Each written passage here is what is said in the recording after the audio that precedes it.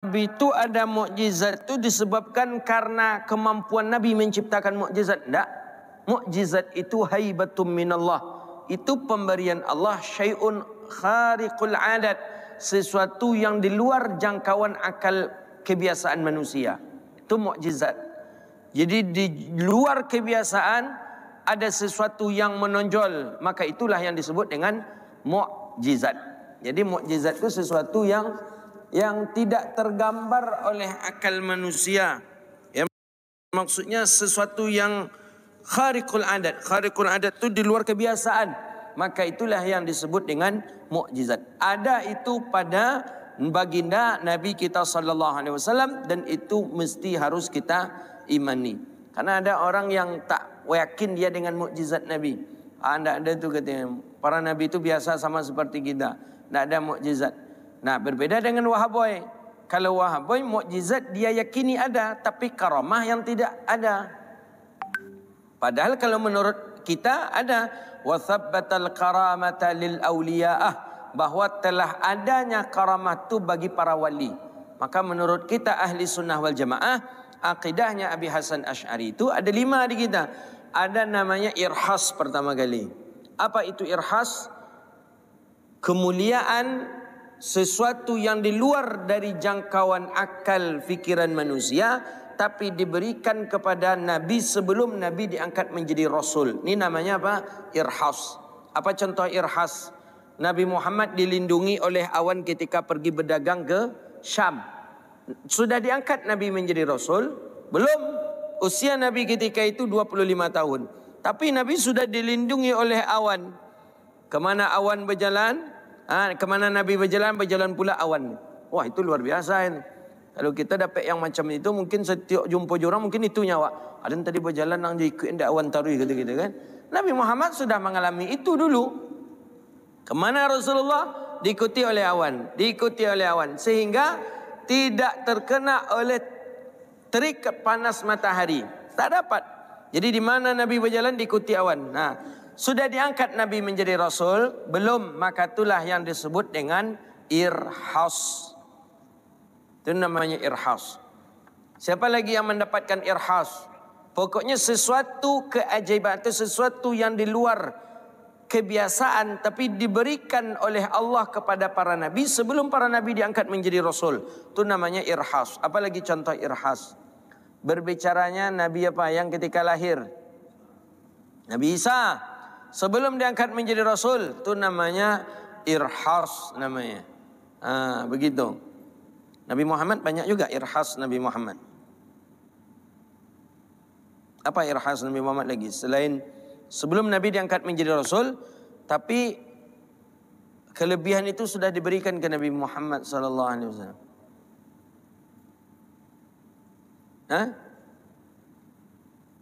Apa lagi irhas Nabi Muhammad?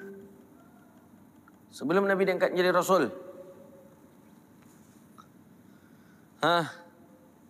Kurang membaca sejarah kita nampak. Selain awan apa lagi? Membelah bulan. Membelah bulan setelah Nabi diangkat menjadi Rasul, ada juga membelah bulan. Baiklah cari buku. Ini sobok surang aja nya buku. Irhas. Yang kedua ada namanya mukjizat. Nah, mukjizat ini Allah berikan setelah diangkat menjadi Rasul. Itu namanya mukjizat. Mukjizat Nabi Ibrahim tak mampu dibakar api, itu mukjizat. Nah, mukjizat Nabi Yuna Musa membelah lautan, itu mukjizat. Kemudian memukul batu keluar, fanfajarat min husnata asyara aina, keluar langsung 12 mata air, itu mukjizat. Karena setelah diangkat menjadi Rasul. Sebagaimana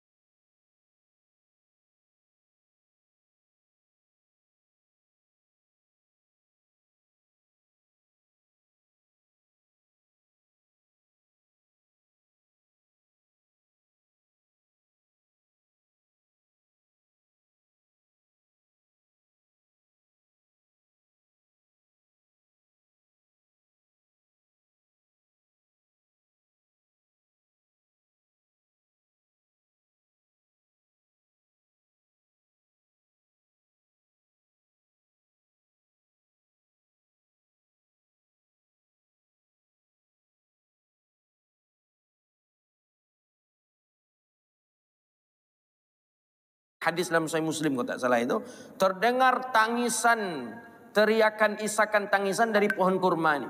Bahkan ada yang mengatakan saking kuatnya pohon kurma ini menangis seperti onta yang akan melahirkan. Nah, onta akan melahirkan parah kuat. Dan dia bergerak seperti pohon yang berguncang nih. Maka ketika Nabi turun daripada mimbar, langsung Nabi dekati pohon tadi. Kenapa? Ada apa dengan anda? Langsung pohon tadi berbicara, apa kesalahanku ya Rasulullah? Apa kesalahanku, apa dosaku sehingga engkau tak lagi meraba aku, sehingga engkau tak lagi menyandar kepadaku. Jadi kata Nabi, dah ada wa anta syajarum fil jannah, engkau adalah pohon surga. Barulah pohon tadi diam gitu. Banyak pohon berbicara. Kemudian mukjizat Nabi kita SAW, wa infijarul ma' min baini asabi'ihi. Keluarnya air daripada sela-sela jarinya Rasulullah SAW. Dari anak-anak jari baginda Nabi itu keluar air. Itu namanya apa tu? Mukjizat. Maka setelah Nabi diangkat menjadi Rasul itu namanya mukjizat. Tapi sebelum Nabi diangkat menjadi Rasul itu namanya irhas. Kemudian menurut ahli sunnah wal jamaah ada namanya karamah. Wa thabbatal karamata lil awliya'ah, bahwa karamah itu ada. Bagi siapa? Bagi para wali. Wali-wali Allah, orang yang dekat dengan Allah. Ala inna awliya Allah la khawfun alaihim wa lahum yahzanun. Para wali-wali Allah itu mereka memiliki karamah yang Allah berikan. Siapa yang meyakini? Ulama ahli sunnah wal jamaah. Wahabi tak yakin dia dengan karamah. Makanya tak pernah kita mendengar adanya ulama Wahabi dapat sebuah khususiat karamah. Tak ada. Tak pernah kita mendengar Muhammad bin Abdul Wahab punya karamah. Tak pernah kita mendengar si Fulan Albani, bin Bas dan lain sebagainya punya karamah. Kenapa tak Allah berikan? Karena mereka tidak yakin dengan karamah. Kalau kita ulama ahlus sunnah wal jamaah, kita pengikut ahlus sunnah wal jamaah Hasan Asy'ari, Abi Mansur Al-Maturidi, kita yakin bahwa adanya sebuah karamah kepada para wali-wali Allah. Banyak karamah. Ya. Karamah itu bukan sesuatu yang mesti harus di luar jangkauan akal. Dengan ibadah karamah juga.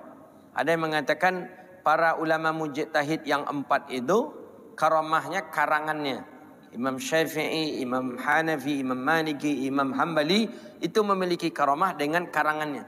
Kitab-kitab beliau itu sampai hari ini masih dibaca, masih dipelajari oleh orang-orang kaum muslimin di dunia. Itulah bagian daripada karamahnya para waliullah salihin. Nah, begitu dia. Cuma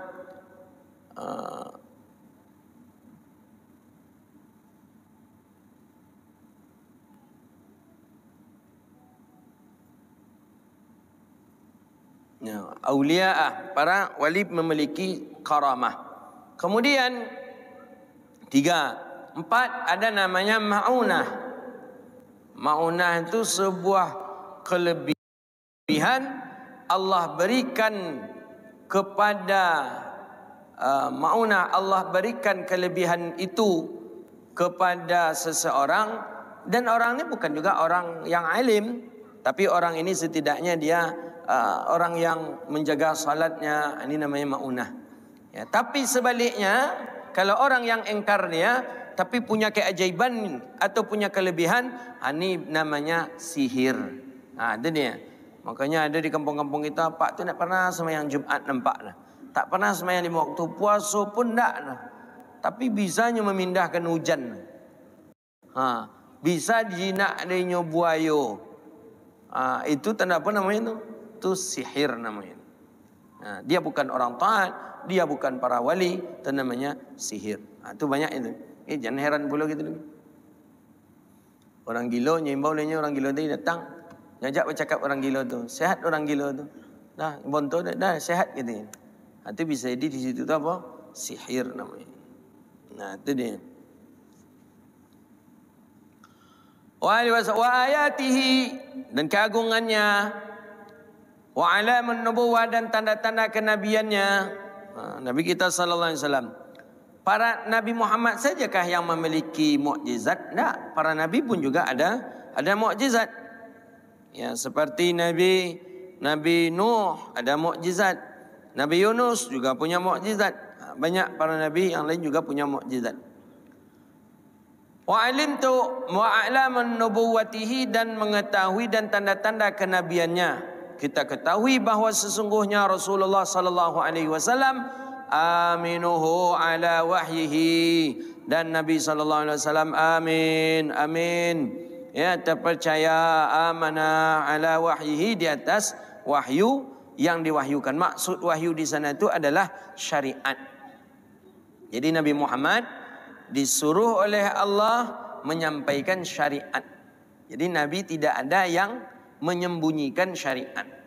Dan maka kalau ada orang berdakwah kemudian disembunyikan dakwah itu perlu dipertanyakan, karena Nabi tidak ada menyembunyikan. Dan Nabi sampaikan apapun yang Nabi ketahui, Nabi sampaikan.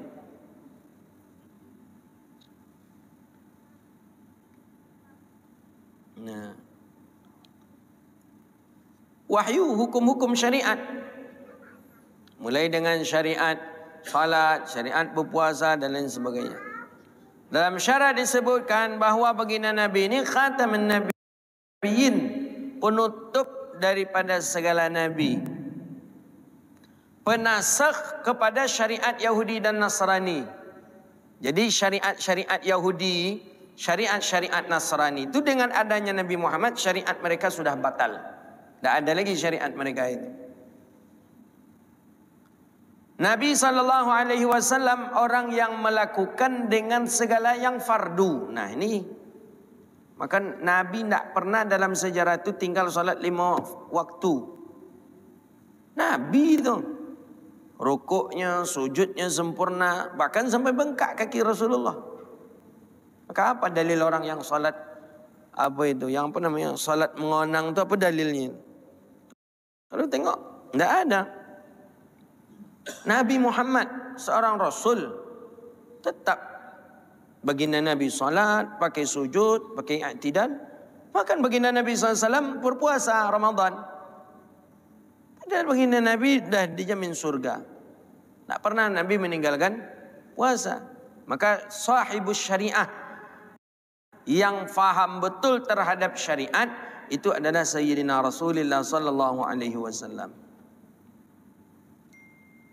Karena ada pula orang hari ini, jangan ngaji itu kulit ke kulit aja tu katanya.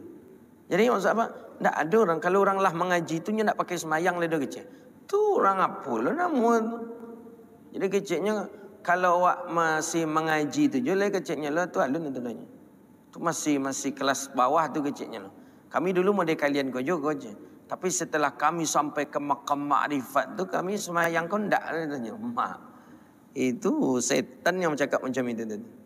Jadi yo pula kecil yang tertarik pula orang kau. Jadi di mana kami bisa ngaji makrifat tu? Ada gurunya. Guru tu datang besok ke Pekanbaru. Datanglah ke rumah kami yo katanya. Nah, datang ke situ tu.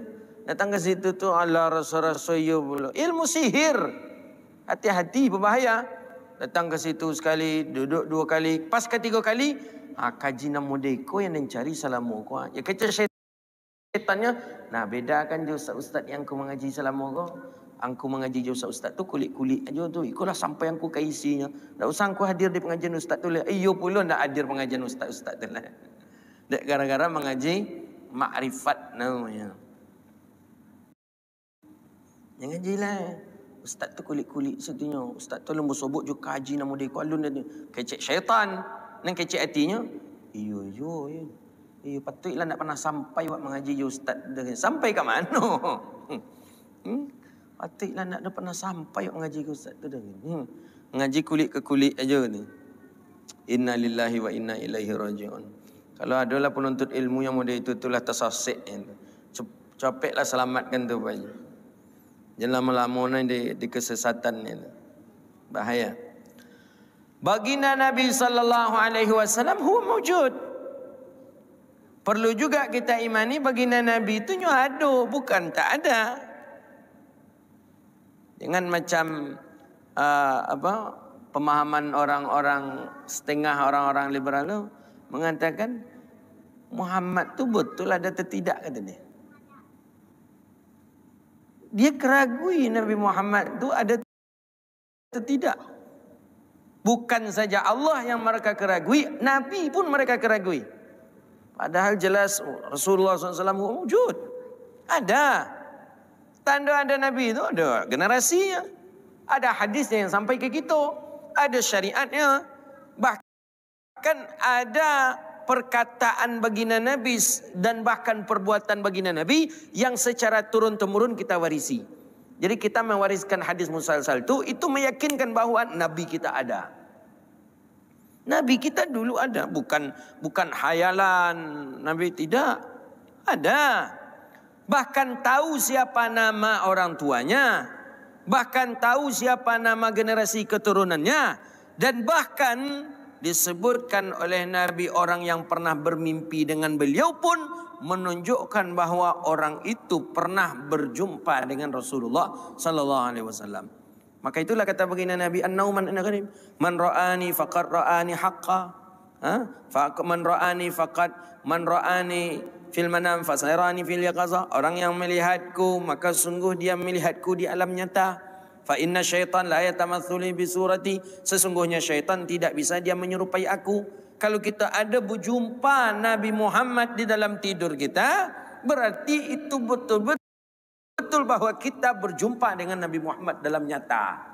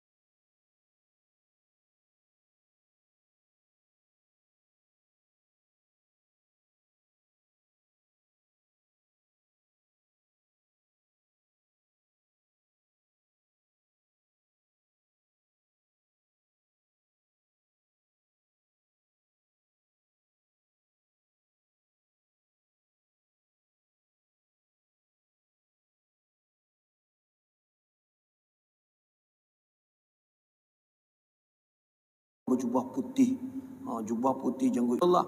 Man ra'ani fil manam fasayarani fil yaqazah. Siapa yang melihatku dalam tidurnya maka dia melihatku dalam alam nyata. Dan bahwa penglihatan tidak bisa dia menyerupai akan diriku. Nah gitu dia. Fa innal ru'yatul musawiyah, bahwa sesungguhnya penglihatan maya itu sama dengan penglihatan alam nyata. Seperti apa di dunia mayanya kita berjumpa dengan baginda Nabi, di alam nyata pun seperti itu. Yaqadhah, dalam keadaan nyata. Bal makna kama nabbaha lil ulama hadits. Jadi bahkan ada sebagian ulama mengatakan orang yang pernah bermimpi dengan Rasulullah itu hampir makamnya separuh makam sahabat. Kenapa? Karena sahabat berjumpa dengan Nabi. Orang ini berjumpa dengan Nabi tapi tidak pernah bersalaman dengan alam nyata pada Nabi. Tapi dengan alam ruh mereka ini betul-betul berjumpa dengan Rasulullah sallallahu alaihi wasallam. Tapi kata masyayikh kita, kalau ada orang yang mengaku-ngakunya pernah berjumpa dengan Rasulullah, itu perlu dicurigai betul mimpinya atau tidak. Bahwa orang-orang yang dia berhak betul-betul bermimpi dengan Rasulullah, dia takkan pernah bercerita. Kenapa? Karena saking nikmatnya itu tuh untuk diceritakan kepada orang. Maka salah satu pertanyaan kepada Syekhna Nuruddin Marbubanjari hafizahullah, salah satu pertanyaan yang beliau tak mau menjawabnya. Pertanyaan itulah, apakah Syekh pernah berjumpa dengan Nabi? Jangan tanya itu lagi. Kalau sebagian orang lomaknya menjawab, Syekh, pernahkah Syekh berjumpa dengan Nabi? Sering. Nabi bersujud di kakiku. Apa katanya? Kata siapa tu? Nabi tersenggol apa? Nabi bersimpuh di hadapanku dan mengucapkan terima kasih. Apa tu? Guru-guru, ustaz-ustazku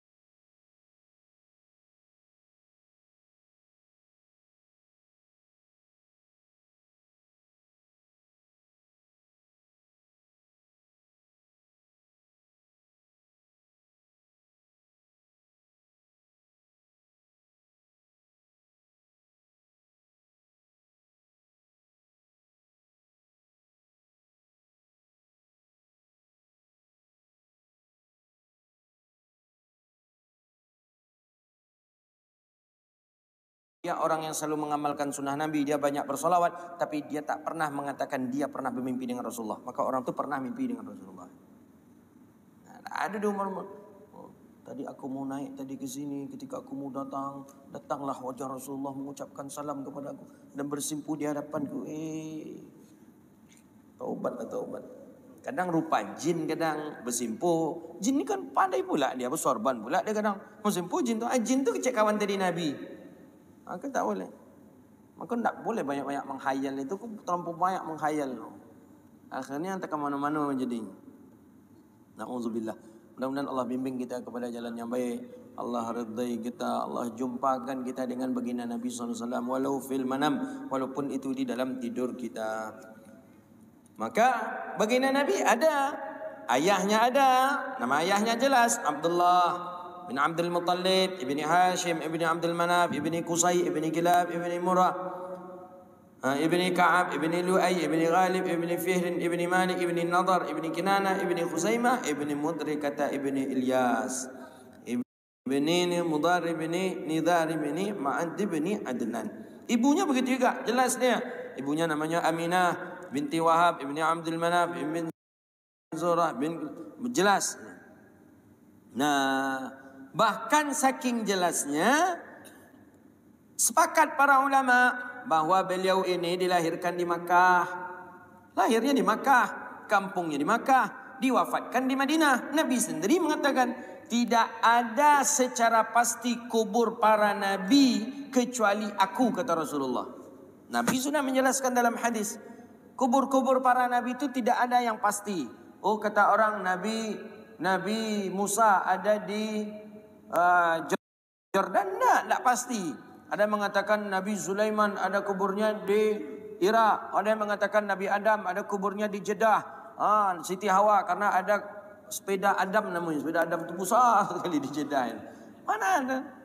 Ada yang mengatakan Nabi Daniel kuburnya di Mesir. Ada yang mengatakan Nabi Isa di Mesir. Ada yang mengatakan kubur Nabi Fulan di Mesir. Tidak ada makam para nabi, kuburan para nabi yang pasti, kata Rasulullah, kecuali kubur aku, kata Rasulullah. Kubur Nabi pasti di Madinah. Pasti di dalam kamarnya, biliknya, rumahnya Sayyidatuna Aisyah.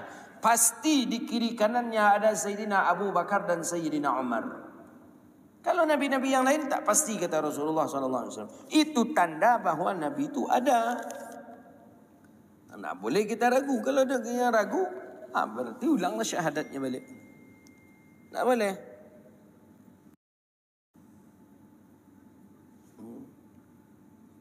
Maka sampai dengan tahun wafatnya pun ada. Nabi wafat di usia 63 tahun di rumahnya Sayyidatuna Aisyah. Nah, itu baginda Nabi sallallahu alaihi wasallam. Maka oleh karena itu beriman kepada Allah, setelah itu apa? Beriman kepada Nabi sallallahu alaihi wasallam. Iman kepada Nabi dengan mukjizatnya, dengan tanda kenabian